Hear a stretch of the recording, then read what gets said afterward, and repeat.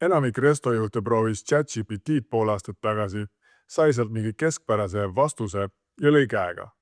Ja ma saan aru, miks. Aga see, mis on viimase 3 kuu jooksul juhtunud, on täiesti teisest maailmast. Ja kui sa selle video lõpuni vaatad, siis saad aru, miks see on restoäri ja kohvikute jaoks kõige suurem võimalus, mis viimase 10 aasta jooksul tekkinud on. Ma olen viimased 7 aastat juhtinud 12 restorani ja automatiseerinud suure osa nende kontori poolest. See pole minu jaoks teooria, see on päriselt täna kohal. Nii et räägime lähemalt, mis tegelikult toimub. Restojuhid on alati olnud viimased, kes uue tehnoloogia omaks võtavad. Ja see pole mingi nõrkus, see on tegelikult täiesti loogiline. Restoäri on teenindusäri ja loodavaks väärtuseks on emotsioon, on kogemus. Parimad juhid on toidukunstnikud ja külalislahkuse fanaatikud, kelle jaoks on püha see inimlik kontakt. Kogu energia läheb sellesse, mis toimub 4 seina vahel. Toit, teenindus, atmosfäär, kultuur ja senised digiajastulained, kassasüsteemid, kullerplatvormid, püsikliendiprogrammid, need kõik nõudsid, et restojuht hakkaks mõtlema nagu IT-insener. Ja see pole kunagi olnud nende tugevus ja see on okei. Aga siin tuleb üks oluline nüanss. Tegelikult istuvad restoranid ja kohvikud tohutu andmekulla otsas. Iga päev vollab kassadest, püsikliendiprogrammidest, digitellimustest, laost, kullerplatvormidelt, kliendi kommentaaridelt sisse meeletu hulk andmeid. Juba keskmise suurusega keti puhul on see tuhandeid tehinguid kuus. Probleem pole kunagi olnud andmete puudumises, mille põhjal juhtimisotsuseid teha. Kogu see kuld on lihtsalt laiali pillutud sadade omavahel suhtlemisvõimetute süsteemide vahel. Ja kui seda restoranide keeles öelda, siis kõik maailma parimad toorained on olemas, et neist erakordseid äriteadmisi kokku keeta. Lihtsalt pole olnud õiget kööki, kus see maitsev roog valmis küpsetada. Kuni tänaseni. Nüüd jõuame kõige olulisem osani. See, mis praegu tehisintellektis toimub, ei ole lihtsalt järjekordne uuendus. See on täiesti uus paradigma.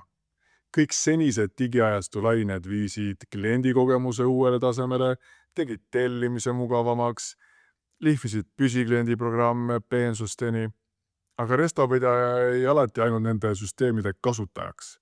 Tal ei kuulnud kunagi see intelligentsuse kiht, mis neid tegelikult juhtis. AI muudab seda mängu totaalselt, sest AI pole tööriist, see on sisuliselt intelligents kui teenus.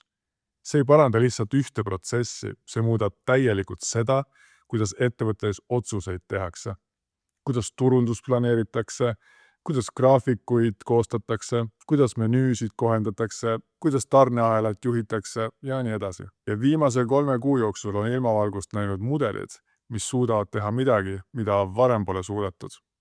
Nad saavad aru kontekstist, nad oskavad teha asju samm-sammult, ise otsustades, mis järgmine samm on. Nad suudavad tundide kaupa iseseisvalt tööd teha, ilma et keegi peaks neid kättpidi juhtima. See tähendab, et nüüd on olemas päris AI-agendid. Mitte juturobotid, mitte see ChatGPT, millega 1,5 aastat tagasi klimberdasid. Sellest võib mõelda nii. AI-agent on nagu digitaalne töötaja, kes istub sinu arvutis ja kasutab seda nagu inimene. Avab programme, liigub lehtede vahel, teeb otsuseid ja viib ülesandeid lõpuni.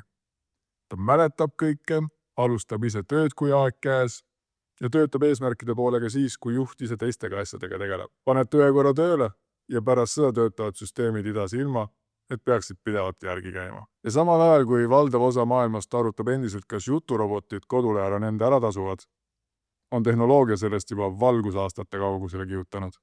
Okei, aga mida see päriselus tähendab? Lähme konkreetsemaks. Esiteks, AI kui ärianalüütika tiim. Kujuta ette agentide tiimi, mis on turvaliselt ühendatud kassasüsteemide, lao, töögraafikute ja kliendi andmetega. Samal ajal jälgib see konkurentide turundust ja hindu. See masin analüüsib vahet pidamata müügitrende, kõrvutab need personalimustrite ja nõudlusega ja teeb seda proaktiivselt, ilma et keegi peaks küsima. Näiteks AI-agent märkab, et üks konkreetne töötaja lülitab kullerplatvorme regulaarselt offline. Sellest jääb päevast päeva tulu saamata ja keegi poleks seda ilma agendita üldse märkanudki. Nüüd on selge, et selle konkreetse töötajaga on vaja lähemalt tegeleda. Või teine näide. Populaarse toidu kasumlikkus hakkab vaikselt langema, sest tarnija tõstis hindu, aga letihind jäi muutmata. AI lööb kohe häirekella ja toob lauale konkreetse lahenduse, mitte lihtsalt Exceli tabeli. Teiseks, rätsepa tööna valmivad digilahendused. Ja see on nüüd see koht, mis paljude jaoks tundub kõige ulmelisem. Aga enam ei pea Google'ist otsima, milliseid platvorme keegi pakub ja kas need üldse vastavad meie vajadustele. Nüüd ütled AI agendile ette, mida on vaja, ja ta programmeerib ise seda valmis. Näiteks meil on vaja dashboardi, mis koondab nii kullerite, kohapealse kassa kui ka ettetellimuste ja müügiandmed ühte kohta, kus neid saab siis võrrelda erinevate perioodide ja asukohtade lõikes.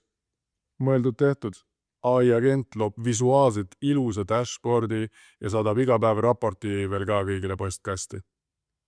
Ja see võimekus, mis varem oli ainult selliste hiiglaste nagu McDonaldsi ja Starbucksi pärusmaa, see on nüüd kättesaadav ka väikestele kohviku ja restopidajatele. Kolmandaks, turundus, mis testib ennast enne esimest kulutatud senti.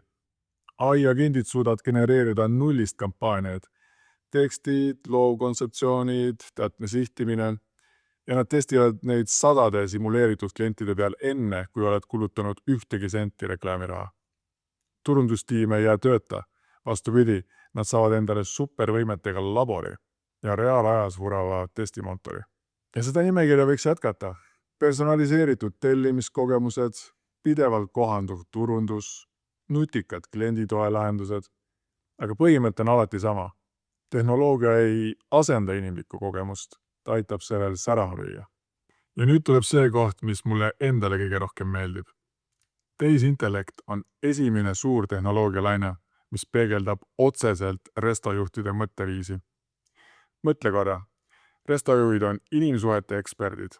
Nad hoomavad konteksti, tajuvad emotsioone, oskavad langetada otsuseid ka siis, kui kogu info pole veel saadaval. Nad on harjunud manööverdama ebaselguses iga päev. Moodsad AI agendid töötavad täpselt samamoodi. Nad kohanevad hoobilt uue infoga, nad oskavad detailidesse väga süvitsi minna ja samas hoomavad ka suuremat pilti. Ja just siin peitub midagi ilusat. Sektor, mis on igast tehnoloogilisest revolutsioonist alati viimasena kinni haaranud, võib seekord olla just see, kes võtab liidri rolli. Siin ei pea keegi mõtlema nagu IT-insener. Siin peab mõtlema nagu juht, defineerima ootused, küsima õigeid küsimusi ja suunama agendid soovitud tulemusteni. Ja see on täpselt see, mida head restojuhid juba niikuinii teevad, iga päev.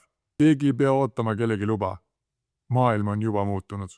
Suur osa tänasest meediamürast räägib turgude pea peale pööramisest ja töökohtade kadumisest.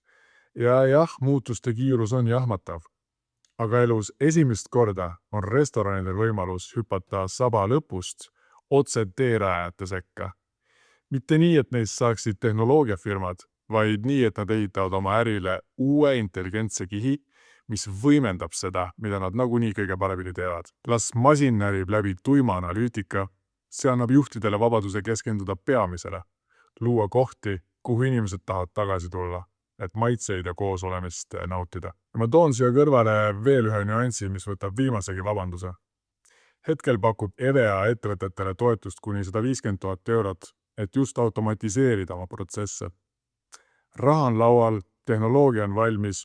Ainuke põhjus, miks mitte praegu tehisintellekt enda kasuks tööle panna, on mugavustsoonis kinni olemine. Ja ma saan aru, muutuste elluviimiseks tuleb jalad tagumikku välja ajada ja päriselt tegutseda. Mitte jääda lootma, et äkki jõuame aasta lõpuks kasumisse, samal ajal kui konkurendid korjavad turult koore. Need restojuhid, kes suudavad praegu silmad avada ja haaravad kinni võimalusest reegleid muuta, nemad hakkavad dikteerima kogu sektori järgmist ajastut. Keegi ei hakka nende äri raputama. Nemad ongi need raputajad. Vesi juba tõuseb, on ülim aeg enda paat valmis ehitada.